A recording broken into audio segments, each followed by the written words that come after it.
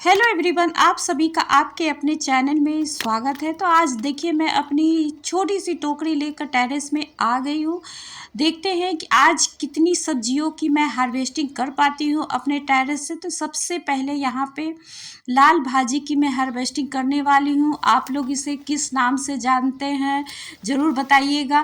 तो यहाँ पे इसकी ग्रोथ बहुत ही अच्छी हो जाती है और मैं इसमें से तीसरी बार हार्वेस्टिंग कर रही हूँ। एक बार जब हार्वेस्टिंग हो जाती है उसके 10 दिन बाद ही दोबारा आप इससे बहुत ही अच्छी मात्रा में हार्वेस्टिंग ले सकते हैं। और जब तक इसमें ग्रो हो रहा है, ये पत्तियाँ बहुत ही हेल्दी बनी हुई रहती है और टहनियाँ भी अच्छी इसकी सॉफ्ट है, तब तक आप इस तरह के साग को हार्वेस्ट कर सकते हैं। इसकी टहनियाँ जब थोड़ी हार्ड हो जाती हैं और पत्तियाँ भी हेल्दी नहीं रहती है, तब आप इसको जड़ से कट कर सकते हैं। तो इस तरह से देखिए इसकी ग्रोथ बहुत ही अच्छी हो जाती है और बहुत ही इजी मेंटेन में चलने वाला यह साग होता है। आप इस तरह की सब्जियों को अपने टेरेस में ज़रूर ग्रो करें और इनका आनंद लें। तो यहाँ पे देखिए मैंने धीरे धीरे कर कर सभी सब्जियों को यहाँ पे निकाल ले रही हूँ और बहुत ही इसकी सॉफ्ट टहनियाँ होती है, तो हल्के हाथों से ही मोड़ने पे यह टूट जाती है। तो यहाँ पे देखिए बहुत ही अच्छी मात्रा में भी मिल जाती है। एक छोटे से ही कंटेनर में हम बहुत ही अच्छी सब्जियों को उगा सकते हैं। तो जब भी इस तरह के साग को उगाएं तो चौड़ाई वाला और थोड़े से गहराई वाला कंटेनर का आप यूज करो। जिस भी कंटेनर में आप लगाएं थोड़ा बड़ा साइज का हो, तो इस तरह से आपको बहुत ही अच्छी मात्रा में सब्जियां हार्वेस्ट करने को मिलेगी। तो यहाँ पे देखिए एक कंटेनर से तो मेरी इतनी हार्वेस्टिंग हो गई है और यह मेरा दूसरा वाला कंटेनर है। तो इसमें भी देखिए इतनी अच्छी इसकी भी ग्रोथ हो गई है। और जब हम साग उगाते हैं इस तरह के टेरेस में, तो हल्की नमी मिट्टी में जब बनी रहती है तो पत्तियां भी बहुत शाइन करते हुए और हेल्दी ग्रो करती है। तो मिट्टी जब भी बनाए, तो मैंने तो जितने भी साग को लगाया है किचन वेस्ट और टेरेस के ही वेस्ट में लगाया है, तो इस तरह से बहुत ही अच्छी नीचे खाद बनते रहती है और ऊपर देखिए सब्जियां ग्रो करते रहती है। तो इस तरह से बहुत ही अच्छी मात्रा में सब्जियां ग्रो होते रहती है। और जब आप टेरेस में बहुत ही इजी मेंटेन में सब्जियां लगाना चाहते हैं, तो लाल भाजी, मिर्च का पौधा, लॉन्ग बीन्स, कद्दू और भिंडी को ज़रूर लगाएं। बहुत ही इजी मेंटेन में चलने वाला यह सब्जियां हैं और बहुत ही आसानी से आपको हार्वेस्टिंग करने को मिलती रहेगी। तो देखिए इस कंटेनर से भी इतनी अच्छी हार्वेस्टिंग मैंने कर ली है और बहुत ही जल्दी फिर दोबारा मैं इस कंटेनर से हार्वेस्टिंग करूँगी।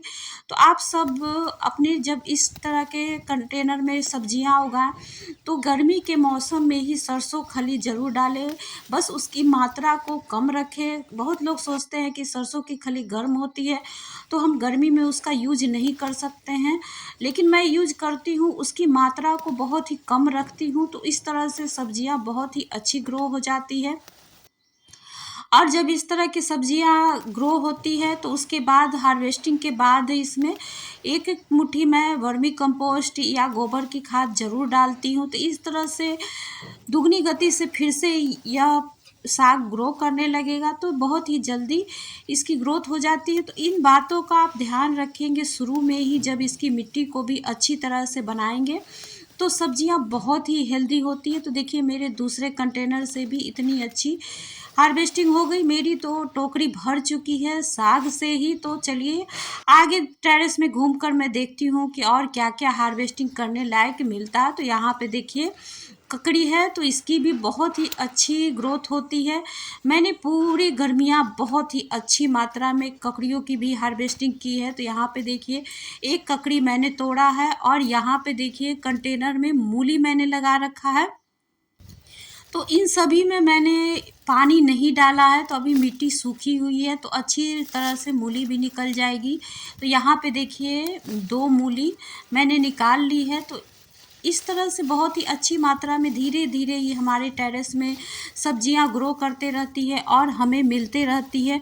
मैं अपने जितने भी टेरेस की कंटेनर है उनमें महीने में एक बार ज़रूर छाछ देती हूँ। तो इस तरह से बहुत ही अच्छी मात्रा में मिट्टी में भी जितने भी खाद बनते रहते हैं वो जल्दी बनते हैं और पौधों को भी बहुत ही अच्छी मात्रा में पोषक तत्व भी मिलते रहते हैं। तो यहाँ पे देखिए दूसरी मूली भी मैंने यहाँ पे निकाल ली है और इस तरह से मैंने 2 कंटेनर में मूली को भी लगा रखा था। तो इस तरह से देखिए मूली की भी अच्छी खासी हार्वेस्टिंग हो गई है। तो इस तरह से बहुत ही अच्छी मात्रा में हमें टेरेस में सब्जियां ग्रो करने को मिलते रहती है और मूली बहुत ही जल्दी ग्रो हो जाता है। 20 से 25 दिन में ही मूली की हार्वेस्टिंग करने को हमें मिल जाती है। तो यहाँ पे मूली की भी मैंने हार्वेस्टिंग कर ली है और देखिए यह दूसरी ककड़ी है तो इसकी भी ग्रोथ बहुत ही अच्छी हुई है।